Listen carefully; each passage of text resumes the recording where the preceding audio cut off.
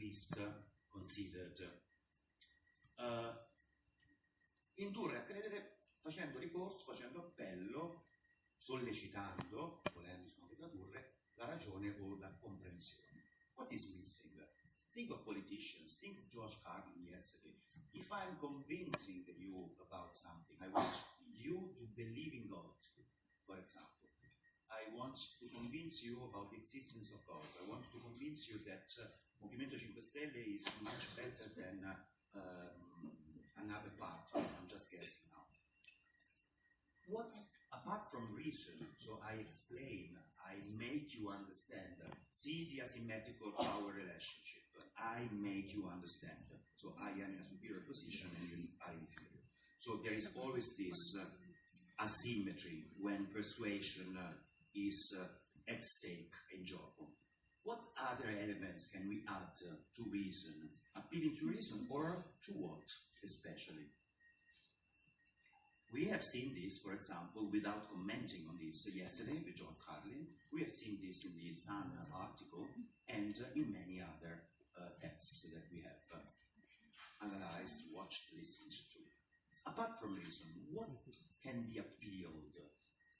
A cosa possiamo fare appello per convincere qualcuno? Solo alla ragione, cercando di far comprendere a questa persona le nostre posizioni?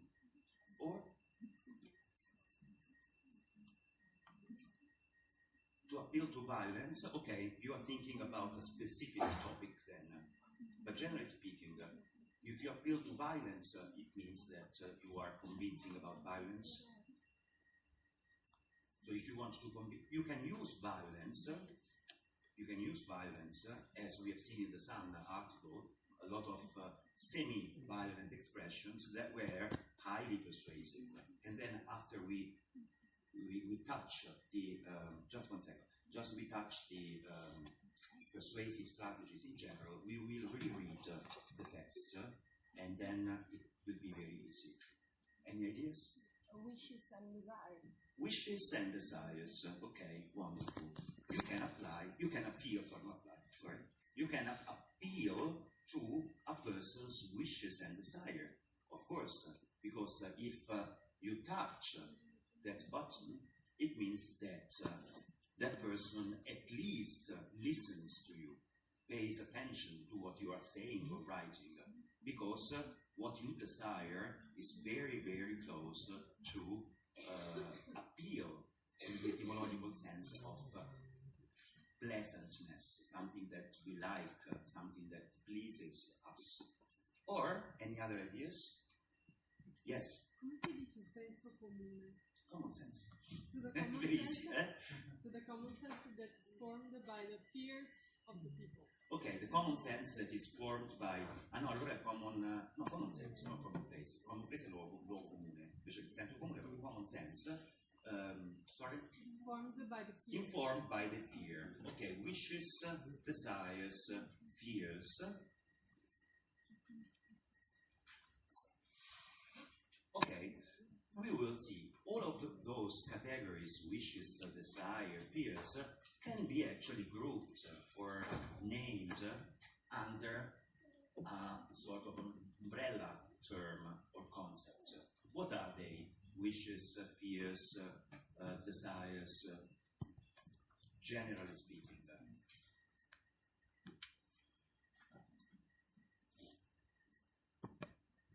Emotions. So if we appeal to the emotions of somebody, of course, we are likely to convince him or her. But not only emotions and not only reason. There is still something else. Think of a politician who is campaigning about his party. What is he appealing to in order to represent his face as credible? Emotions, reason, okay, and something else that we will discuss.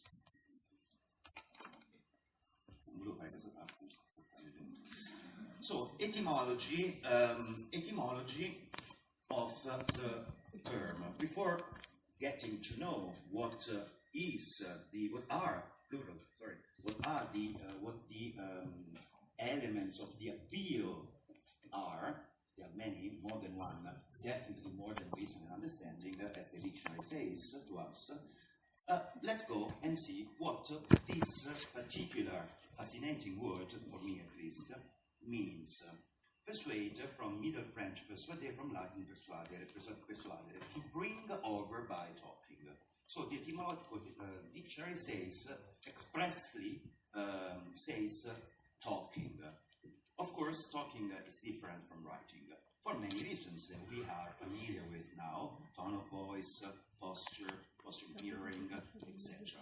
Of course, it is easier when we talk, much easier than when we write. And when we write, we must be talented writers to convince people.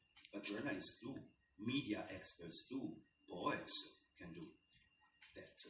Persuasion is action of inducing someone to believe something, or an argument to persuade, inducement, from old French persuasion and directly from Latin etc. A convincing, persuading, noun of action from past participle stem, radice of persuadere, persuade, convince, etc.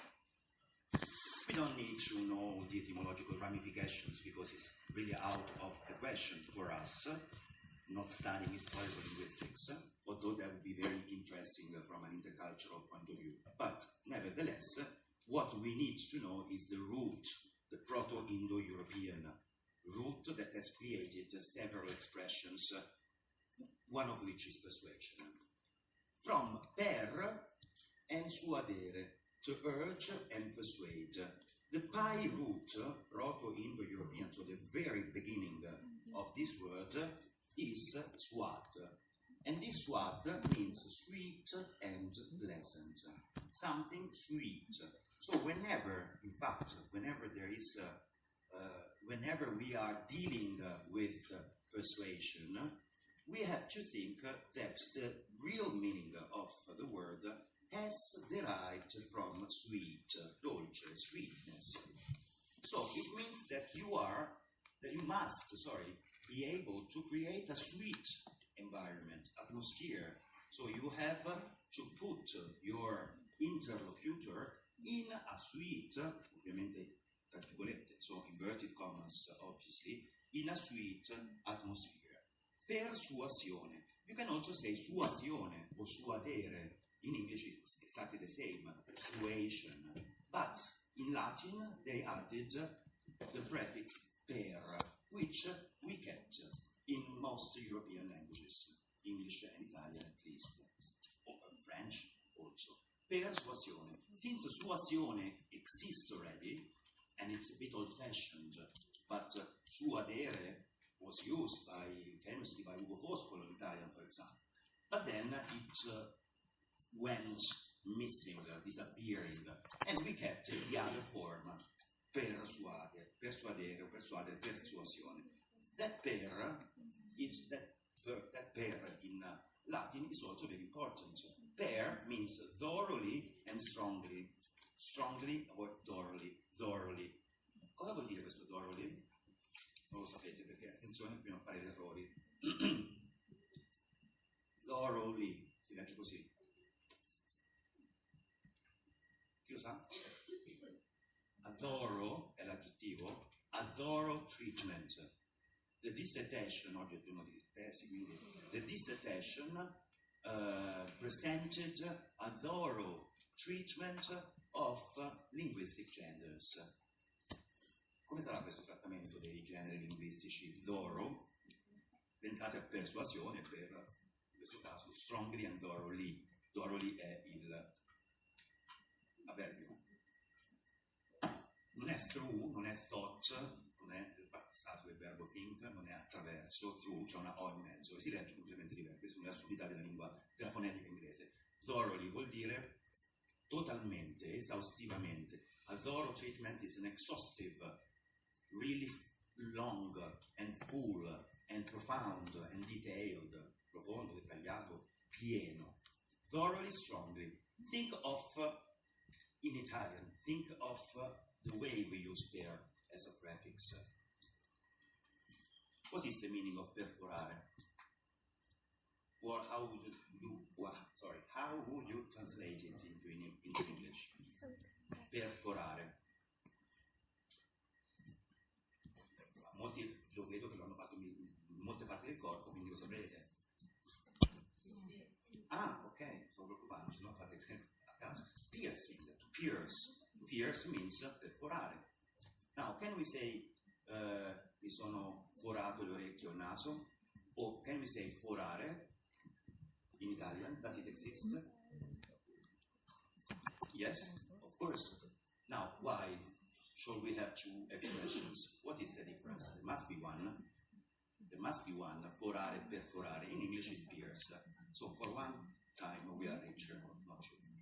Depends on the Latin derivation or the Anglo-Saxon derivation. What is the difference of forare and perforare? But we can apply this pair to many verbs. Forare and perforare maybe is easier to remember. Is there a difference? Or even if you don't know, even if you're not sure about the difference, what is your immediate cognitive association, forare and perforare? In English? It's right, yes. But please try in English. Perforare means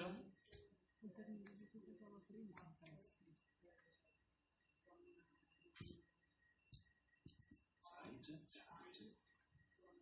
Okay, to another. And forare?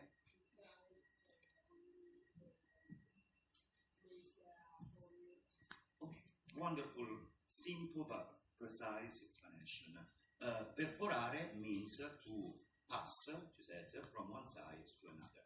So basically, to create a hole that goes through the material.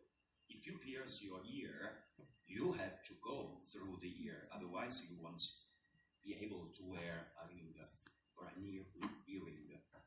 In English, they have to puncture. How do you say when you book una gomma in English?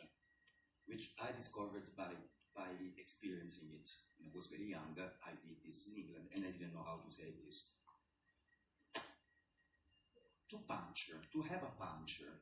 And when you have a puncture, which is very similar to injections in medical terms, do you go through or do you pass from side to side? No. So that's exactly what happens with perforare. The two are synonyms, but forare means just to create a hole, just a punch, like when you have an injection. If you have an injection, you don't really pierce your body, or your bottom, or your veins. You don't go from side to side. So, per suadere, if we consider that suadere exists and existed, persuasion or suasion, and is still present in high formal and high registers of both English and Italian, means a much more powerful action. It means that if you persuade somebody, you really penetrate their mind. Per, from one side, thoroughly and strongly. Convince is very explicit. I don't know if you have ever thought of the very meaning of convincere. It's very easy to understand. Con, together, so you embrace something, somebody, to overcome decisively. Vincere. Vincere con qualcuno. Like prevail. I'm not explaining this etymology more because I think it's very easy for Italian people. Vincere means to win for non-Italian speakers. So if you convince somebody from Latin etymology, you win over. So again, there is a very clear and marked powerful asymmetry. In Italian, it's the same, but we can read you can't even read this because it's a scant version of the old etymological dictionary, but it's very interesting. Persuadere, persuasus, eccetera, eccetera. Suasus, gustare, piacere, ondanche, latino suavis, soave. So basically, Sweet, suad, the etymological origin of the word suadere, which is persuasion, has something to do with our category of suave. Suave is really refined in English. Suave also in Italian, but not